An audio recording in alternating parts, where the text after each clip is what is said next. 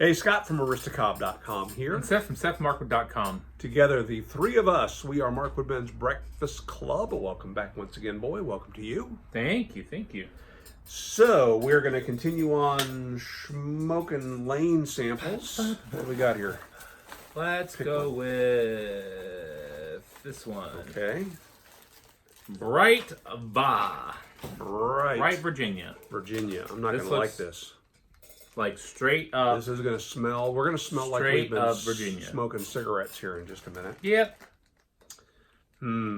I might move on this one pretty fast onto some Brendan's choice. So, what we want to talk about this week is I've launched a new channel. What? Well, because I have so much time on my hands, and I don't have enough channels that I'm dedicating my time to.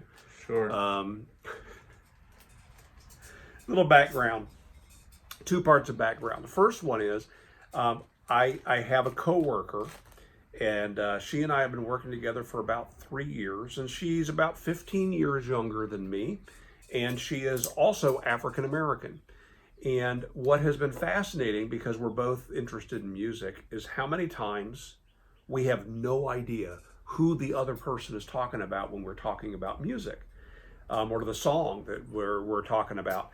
And something will hit my mind, and I'll say, "Oh yeah, this is kind of reminds me of that song by," and I'll mention it, and she'll say, "No idea what you're talking about." And so we'll pull it up on YouTube, we'll watch it, and I'm just shocked because, come on, you know this song. Never heard it before.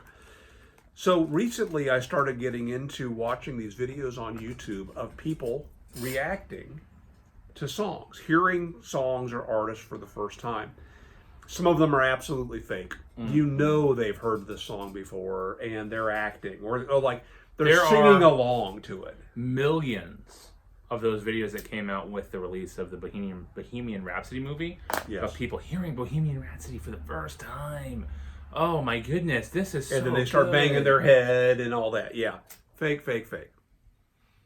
But the ones that are real are really entertaining.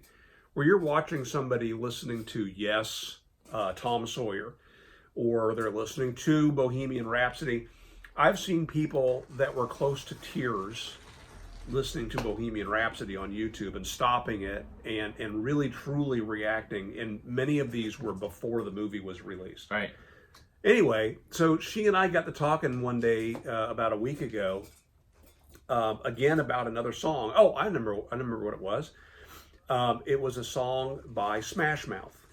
And so I pulled the song up and I said, "Here, you've heard this." And I start playing it. And she's like, "I have never heard that song before." Oh, come on. Of course you've heard this. It's at the end of Shrek. Okay. No, not that song. And then I said, "Look, this isn't even the original. The original was done by Frankie Valli and the Four Seasons." And I pulled that up, and she's never heard that one either. So after that conversation, I said to her, I said, "You know what, Anissa, we should do a React channel, you and I, and we could take turns playing music for each other. Or maybe even explore some of these trails where we're familiar with the song, but let's listen to how it was originally done. Who inspired the song and so on." So we started with a concert that we've talked about here, the Tammy concert from 1964. Tammy was for like Teenage Music International was what Tammy spelled out. And it was a concert held in California over 2 days, same concert done 2 times, and they recorded it. And the idea was it would then be released on what was then brand new digital video. And it was one of the first full-length movies that was recorded digitally. And when they went to release it, they ran into some problems with copyright law. And so it never got released in the full version until just about 2 years ago when somebody from England got an original copy and released it on YouTube. So we've started with that. And have been slowly working our way through the various performances. So it starts out with Chuck Berry and then moves on to Jerry and the Pacemakers. Jerry and the Pacemakers being a British band that came along with the British invasion. Beatles coming into the U.S. in '63, a bunch of British bands came in with them. And Jerry and the Pacemakers were heavily influenced by Chuck Berry, and in fact had released some covers of Chuck Berry music. So we listened to Chuck Berry, and then we listened to little Jerry and the Pacemakers. Then in another episode, we listened back to Chuck Berry singing Sweet Little 16. She had never heard Sweet Little 16. This isn't familiar to you? Sweet Little 16 was the song that the Beach Boys took and wrote the song Surfin' USA. Okay. Right? So here's a perfect example. In our normal life, I would say, you've never heard Chuck Berry, Sweet Little 16, and I would now be playing it for Boy. Moments later. And then from there, we'd go listen to the Beach Boys. And so Anissa and I are now And then he'd play for me Under Pressure, and I'd say, oh, Ice Ice Baby, I know that. That's okay. That's how it goes. It is like that. So anyway, Anissa and I now have this channel called Musically Challenged.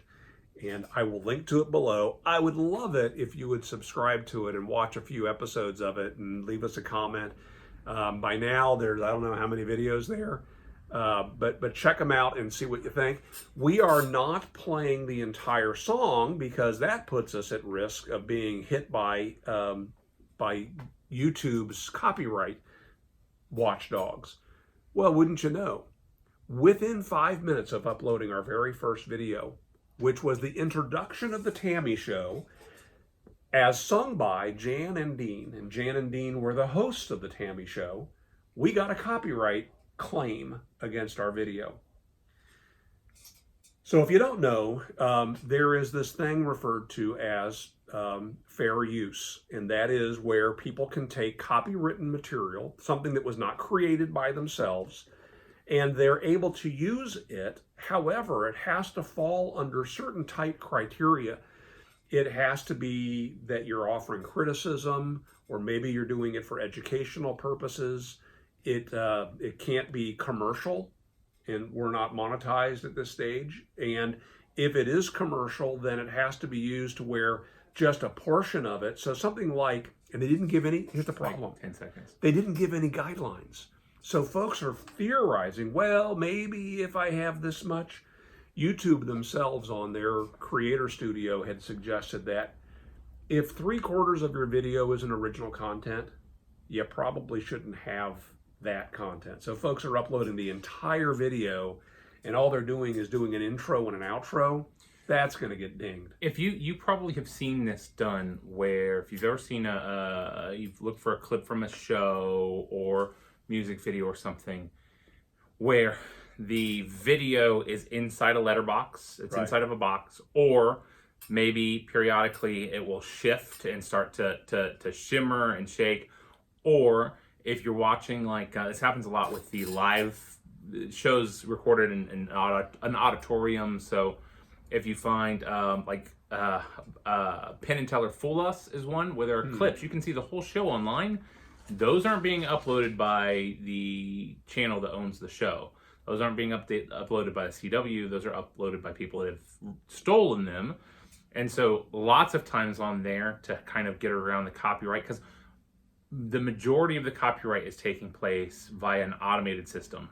So the automated system is catching these things. It's got a database of music, database, and it's looking for the songs. And so a lot of times those shows or video clips or whatever, they will distort the image because that's one of the things it's looking for. They will also distort the audio in some way. So speed it up by 25%, reduce it by 25%. Or the weirdest one is you'll have a show where someone it tells a joke, and then instead of audience applause, there's silence.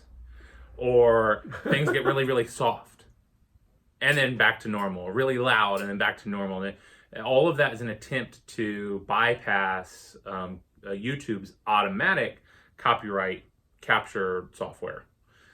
There is large debate about how effective that is or isn't. Oftentimes, those things that are doing that are things that probably aren't in the database anyway. Recent TV shows are probably not being uploaded to the database and being searched for copyright. Those things are more often being taken down manually by employees of the network that are going on and periodically They're searching for Game of Thrones. Right.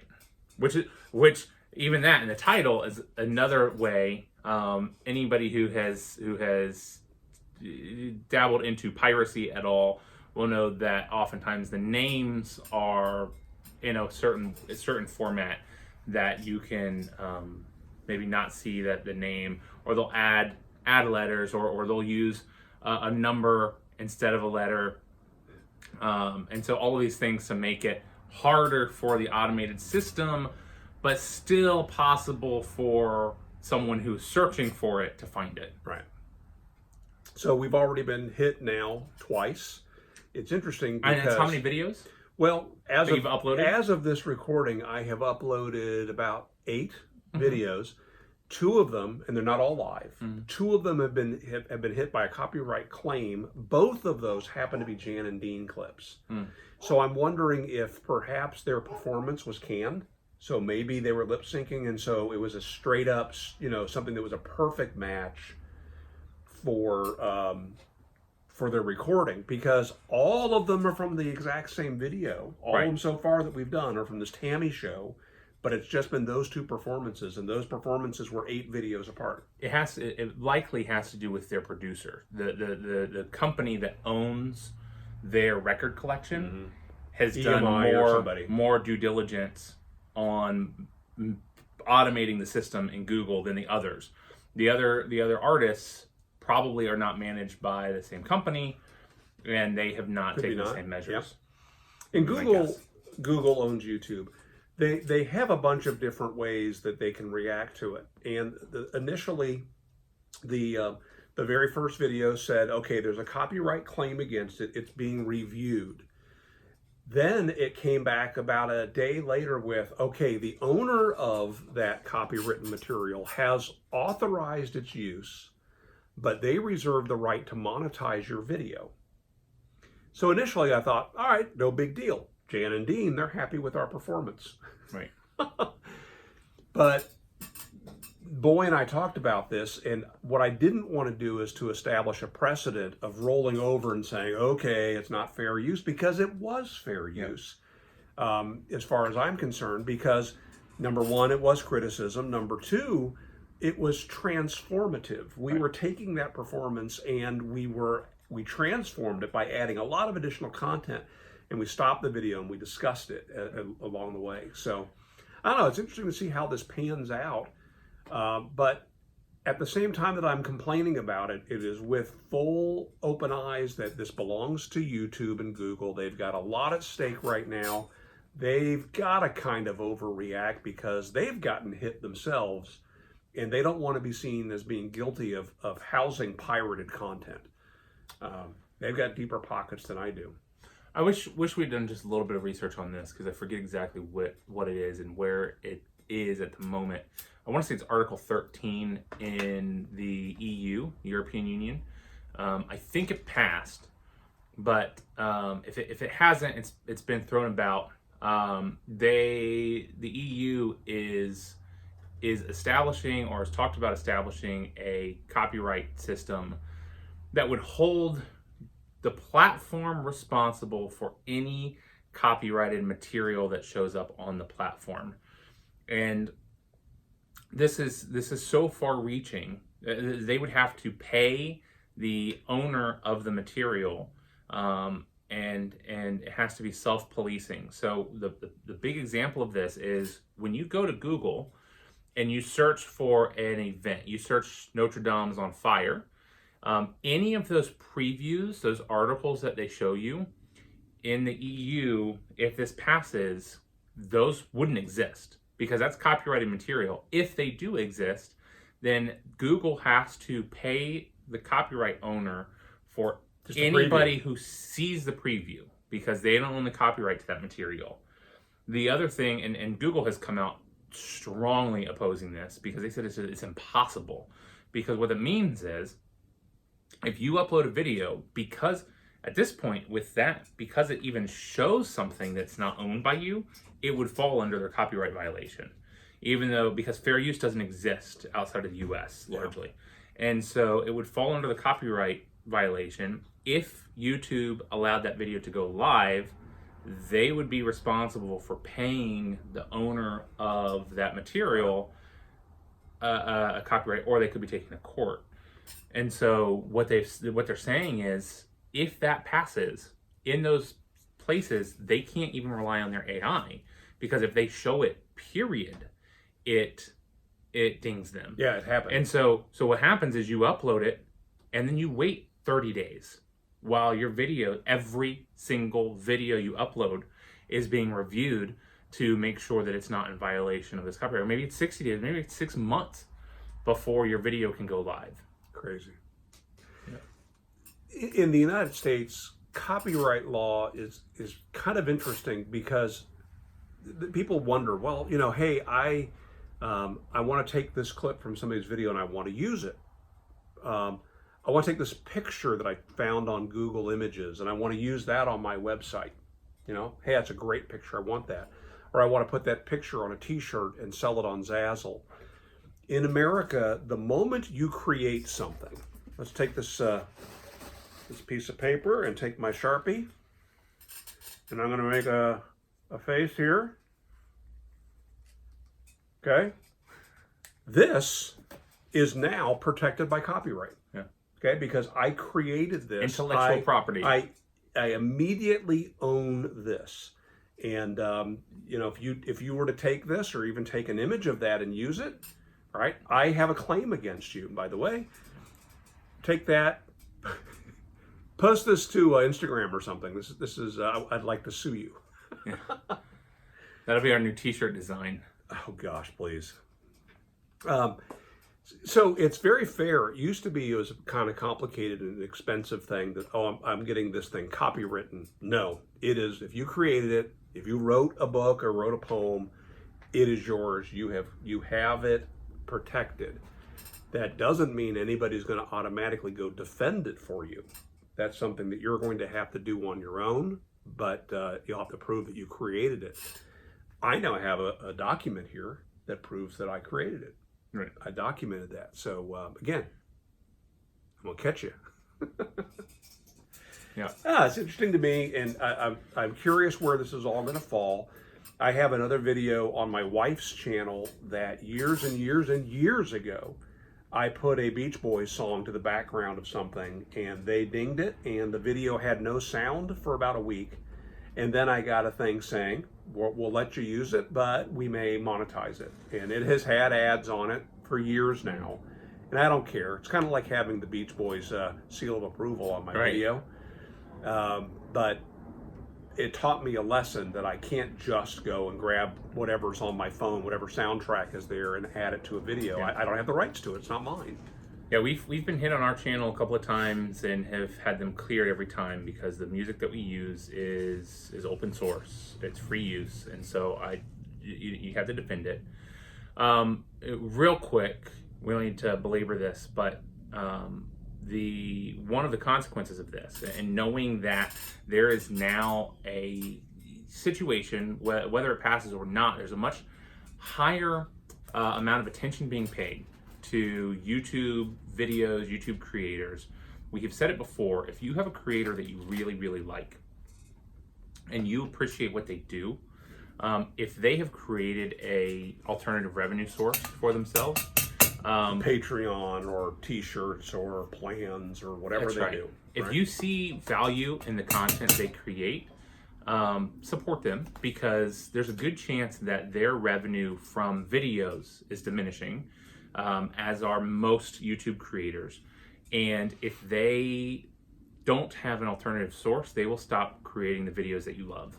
And we have talked about the backlash some creators get when they take that step, but just know that many of the videos that you already enjoy are being subsidized by your fellow viewers, because of the system at YouTube. And so that's not what we're doing. We're not asking for that at all. The Aristocop channel is subsidized by people buying corncob pipes. Sure. If people started buying their cobs exclusively from somebody else, but yet they continue to come to my channel for information, probably going to shut that down. I'll shut it down. Right. Can't. Yeah. I mean, I'm doing that as a means of promoting my business. In that sense, it's monetized. Right. Right, and so that's there. We were going to talk about it. I don't think we have time now, but there are a number of channels we both appreciate who are feeling the hurt of having videos constantly being demonetized. And if you don't want those voices to be silenced, then consider supporting them in whatever avenues they have created for support outside of the YouTube platform. Because as Homer said, this is YouTube's playground. We're all playing in it, but for a long time, creators have relied on YouTube, and it's becoming evident that they can't only rely on YouTube anymore. Yeah, good point. All right, so we'll wrap this up. Curious about you and your channel. Some of you do have channels. Have you been dinged yet? If so, how did you react to it? What'd you do? And what'd you think of that? It is a bright Virginia. It's everything I expected it to be. A lot like the BCA. It is a lot of one thing. The one thing is, I enjoyed this more than the coffee. I would smoke more of this. All right, you can have that. But you know what you're getting into. Yes, you do. Absolutely do. All right, that's it. Make it a great week. See ya.